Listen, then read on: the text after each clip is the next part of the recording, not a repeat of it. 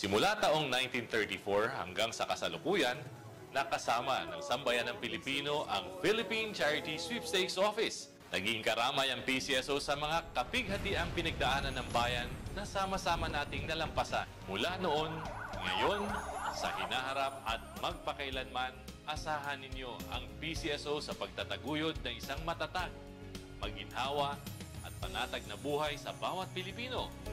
Sa maliit na halaga, hatid ay pag-asa. Panatilihing masaya ang paglilibang. Ang paglalaro sa kasino ay para sa may edad 21 pataas lamang. Magtakda ng oras at limitahan ang gastos sa paglalaro. Huwag magsugal kung nalulungkot. Huwag hayaang makasira ng buhay at pamilya. Para sa impormasyon ukol sa responsible gaming, tumawag lamang sa hotline numbers 623-1869 at 0917-592-6618 o bisitahin ang www.casinofilipino.ph. Isang mensahe mula sa PAGCOR. Keep it fun. Game responsibly. Sa pamamagitan ng state-of-the-art 25,000 watts fully digital AM power stereo transmitter.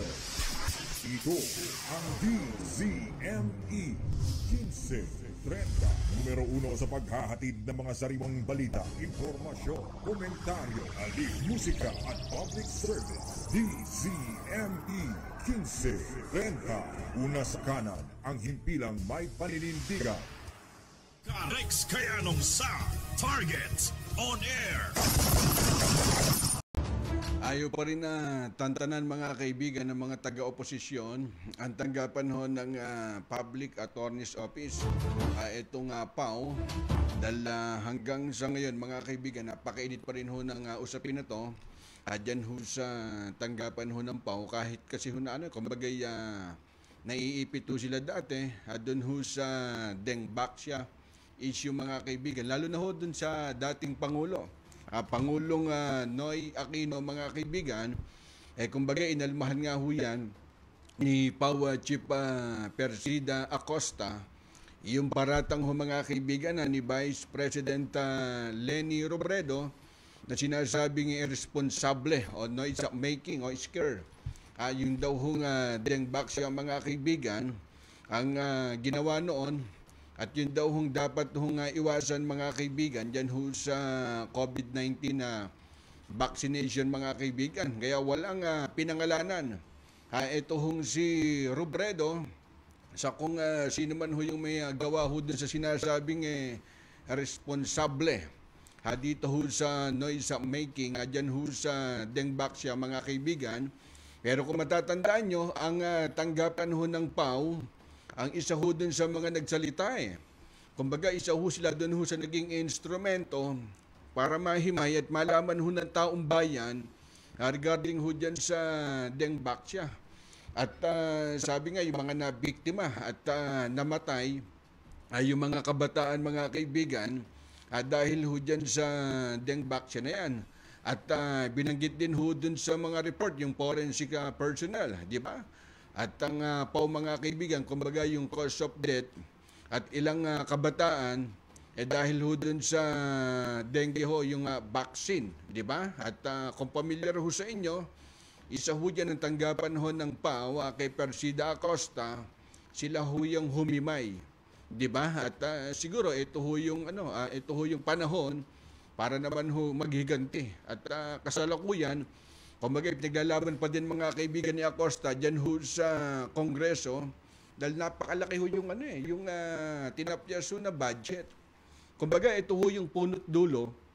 Kaya hindi ho magka-frequency ho ngayon ang tanggapan ho ng PAO, maging ang tanggapan ho ni Drilon mga kaibigan dahil dyan ho sa pagtapyaso ng budget Di ba yung kanilang forensic department na kung saan ang sinisisi ho dyan ng PAO chief, ito hong sina Drilon at saka ho sina Angara mga kaibigan. At tama nga naman dahil ang dapat nung ipitin ho dito mga kaibigan ay yung mga taga-oposisyon. Di ba? Kumbaga yung kanilang amo.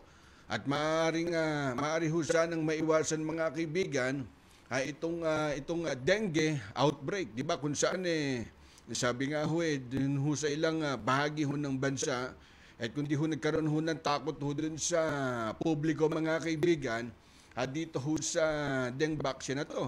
Pero sabi naman ho ni dating Health Secretary at ngayon ho Congressman Janet Garin. Ito ho yung talagang kumbaga siya lahat ho yung sumasalo at naging shock absorber dito sa Dengbaksya na to. Ito ho si Congressman Janet Garin ng Iloilo.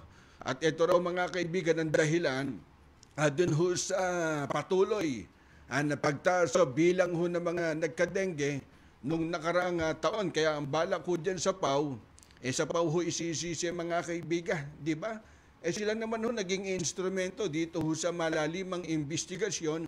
Dahil kung matatandaan nyo, kumbaga permanenteng binawi, di ba, ng Food and Drug Administration o FDA, yung Certification of Product of Registration, di ba, ng Dengbaksya, kung familiar ho sa inyo. Dahil matapos ho itong sisihin mga kaibigan, doon ho sa pagkamatay daw, nung ilang batang nabakunahan, di ba? At hindi pa rin ho tapos itong paksa na to.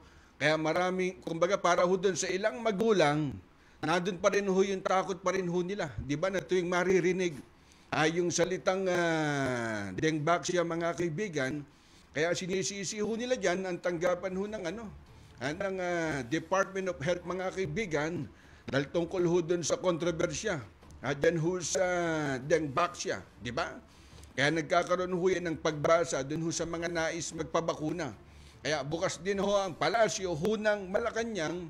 Sabi nga ho, meron daw hong posibilidad na gamitin muli itong bakuna, pero mas tututukan ho nila at dapat itong mabakunahan kontra COVID-19 ho mga kaibigan. Pero ano ho sa palagay nyo?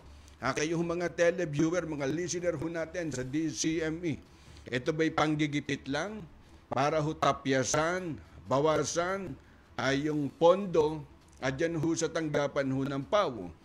Kumbaga, sanib-puwersa na ho sila. Nung una, si Angara, si Drilon, ngayon ho, kumbaga yan, nakisama na ho si Vice President Leni Robredo, bagamat hilaw lang ho yung kanyang mensahe at kulang, kumbaga hindi ho pinangalanan. Sabi nga ho nila, sino ho ba yun? Alam nyo, napakalaking tulong ho ng PAW, bagamat ganun ho talaga. At kumbaga ginigipit. Samantalang napakalaki naman ho ng ibang pondo, kagaya ho din sa tanggapan ho ng Public Works. 0927-861-1921. Oras sa Pilipinas sa 3:13 ng hapon.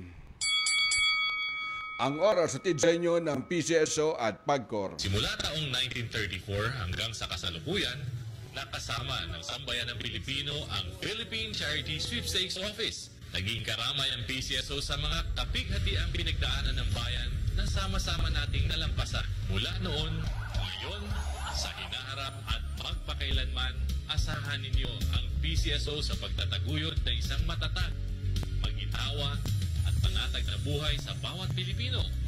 Sa maliit na halaga, hatid ay pag-asa. Panatilihing masaya ang paglilibang. Ang paglalaro sa kasino ay para sa may edad 21 pataas lamang. Magtakda ng oras at limitahan ang gasto sa paglalaro.